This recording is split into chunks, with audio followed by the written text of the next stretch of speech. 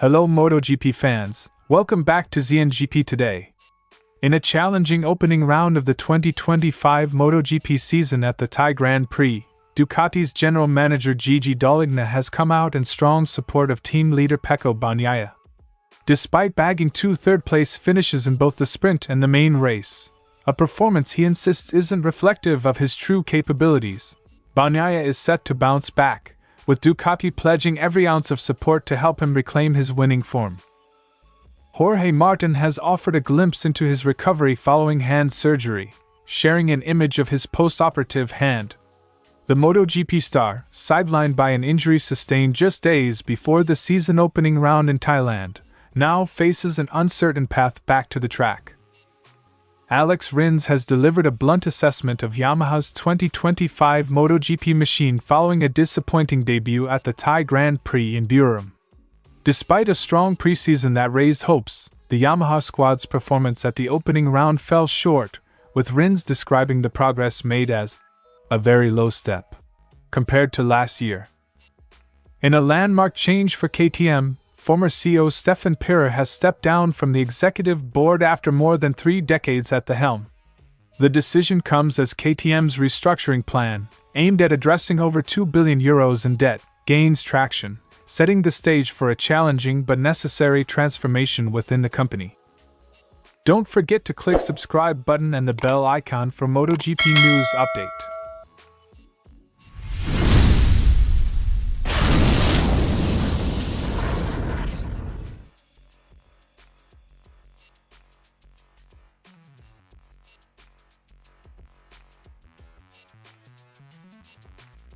Coming into the season opener after a tough final test at Buram, Bagnaia found himself playing catch-up on a circuit that doesn't seem to be ideally suited to his riding style.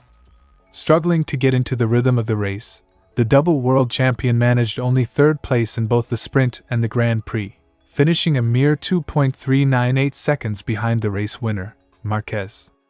Bagnaia candidly admitted after the race that he is not here to finish third, pointing to the challenging conditions and his testing struggles as key factors behind his performance.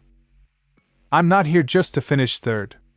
The difficulties during testing definitely had their impact today." Quote from Bagnaia. Standing firmly behind his rider, Ducati's Dall'Igna acknowledged that while the results in Thailand weren't what Bagnaia deserves, the podium finishes were critical under the circumstances. Dall'Igna highlighted how the problematic final test sessions had weighed heavily on Bagnaia's confidence, preventing him from riding with the continuity and aggression he is known for. "From our side, we will be doing our utmost to support him. He certainly deserves more than just these 2/3 spots, but sometimes it's about building the right momentum without risking undesirable zeros." Quote from Dall'Igna. While Bagnaia's performance left room for improvement, Dall'Igna couldn't help but praise the masterful display put on by Marc Marquez in Thailand.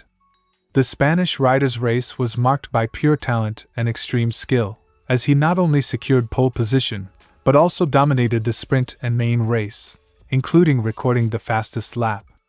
Marquez's calculated move to drop behind his brother Alex to boost his front tire pressure and avoid a penalty showcased a blend of tactical acumen and fearless riding. A fast and decisive Marc Marquez masterfully imposed himself with a pace unmatchable by all the others. Who could ask for anything more? Quote from Gigi Dall'Igna on Marquez. With the Thai GP behind them, Ducati's focus now shifts to the upcoming rounds where Bagnaia is determined to improve. Dall'Igna remains confident that the struggles experienced in Thailand are merely growing pains on the road to consistent success.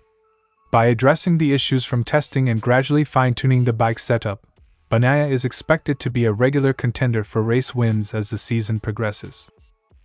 "I'm convinced that in the races to follow, he will be able to regain that same confidence and, once again, be vying for victory."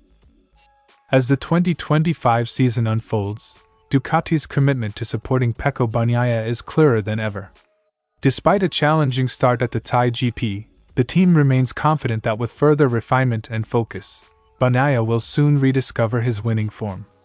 Meanwhile, the brilliance of Marc Marquez's performance serves as a reminder of the high level of competition on the grid. Stay tuned as we follow Ducati's journey in their quest for championship glory. The Spanish rider, who injured the scaphoid bone in his hand, adding to a previous foot injury from a high side during preseason testing, is currently on the sidelines.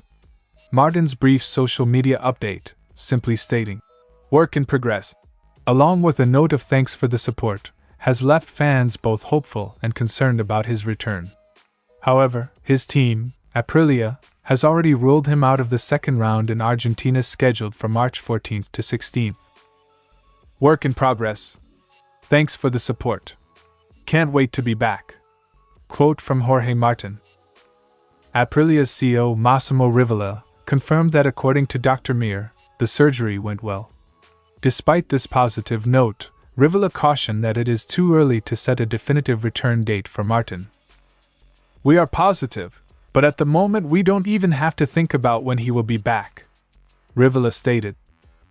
This uncertainty underscores the long and potentially painful recovery process associated with scaphoid bone injuries, a sentiment echoed by experts in the paddock. In a show of solidarity, Ducati's Marc Marquez revealed that he reached out to Martin via text, advising him not to push his limits during recovery, a reminder drawn from his own career-threatening injury 5 years ago. TNT Sports' Sylvain Guintoli warned of the long-term nature of scaphoid injuries, noting that such setbacks can be both lengthy and painful. "It's an injury that can be long to heal, and painful for a long time," Guintoli commented, drawing parallels with last year's challenges faced by Joe Roberts. "It can be a really long one. It shows you how fast things can turn bad, these bikes can bite," Sylvain Guintoli added. With just one Grand Prix under his belt, where Ducati's Marquez dominated the standings with 37 points, Martin's title defense now faces a significant blow.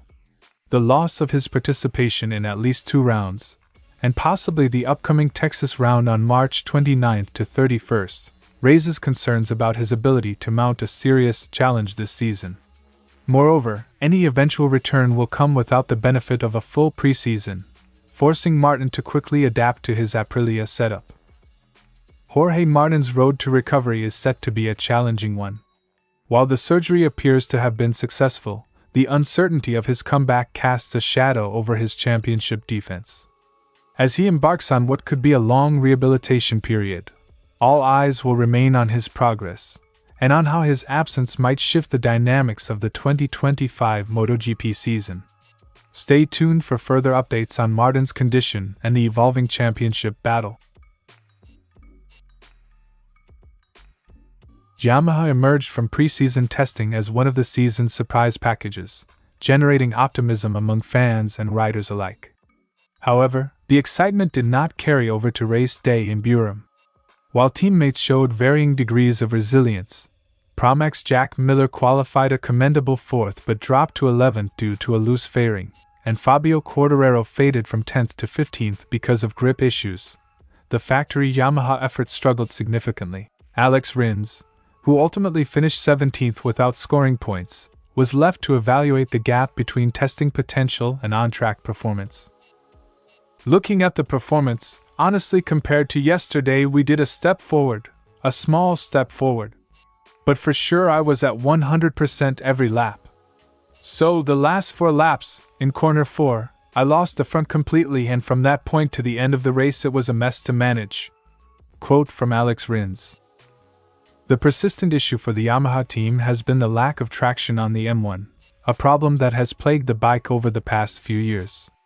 In the sweltering heat of Buram, Michelin's stiffer rear tire carcass further exacerbated the situation, robbing the bike of the necessary grip. Rins' account of being at 100% every lap underscores the physical and technical demands placed on the riders, as pushing the bike to its limits ultimately resulted in losing both front and rear grip in the crucial final laps. "It was really difficult for me.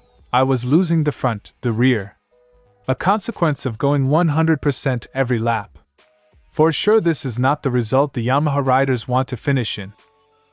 With the upcoming Argentina round on the horizon, where low grip conditions are expected, Rins warned that Yamaha might face similar challenges. Reflecting on the team's performance, He emphasized the need for further analysis and adjustments. It's important to take all the info and analyze why and improve. This is the actual mindset, Rins stated, highlighting that even though there was a slight improvement from last year, it was far from enough. Looks like we made a step from last year, but a very low step. So let's go for it. He further pointed out that previous tests, such as the one in Sepang, had shown much better potential. Here in the test, Fabio was quite fast, but this weekend he couldn't show the potential he showed on the test, Rins added, hinting at the work that remains to be done. Alex Rins's candid remarks reveal a challenging start for Yamaha in 2025.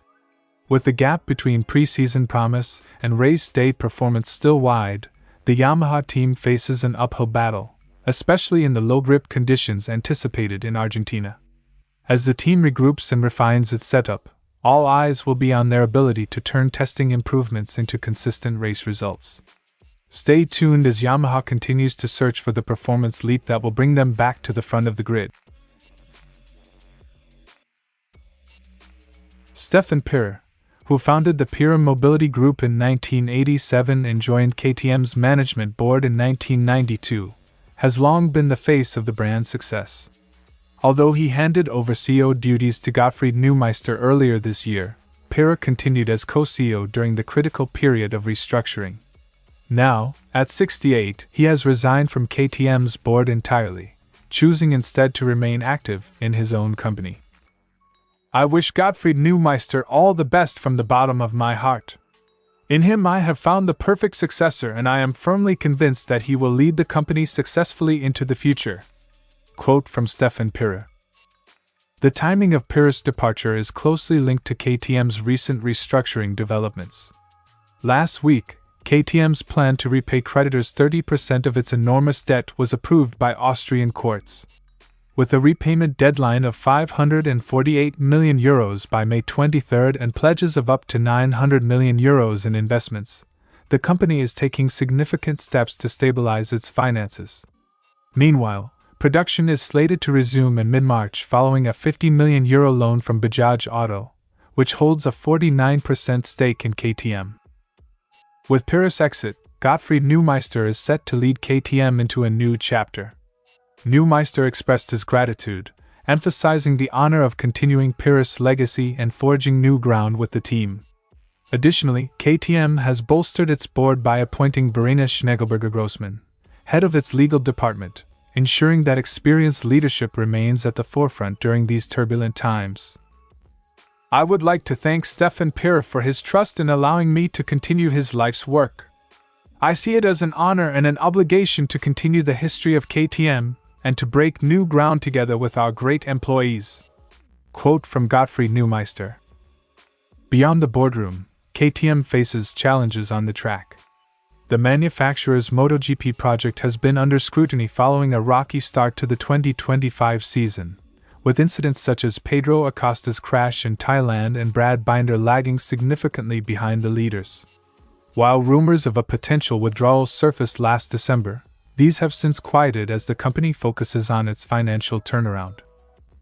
As KTM embarks on its restructuring journey, the departure of Stefan Pierer marks the end of an era and the beginning of a transformative phase under Gottfried Neumeister's leadership. With significant financial hurdles ahead and uncertainties lingering over its MotoGP future, KTM is poised for a pivotal period of reinvention. Stay tuned as the story unfolds and KTM charts its course towards stability and renewed competitive spirit. Thanks for watching ZNGP Today, and this is your MotoGP news update. See you next time.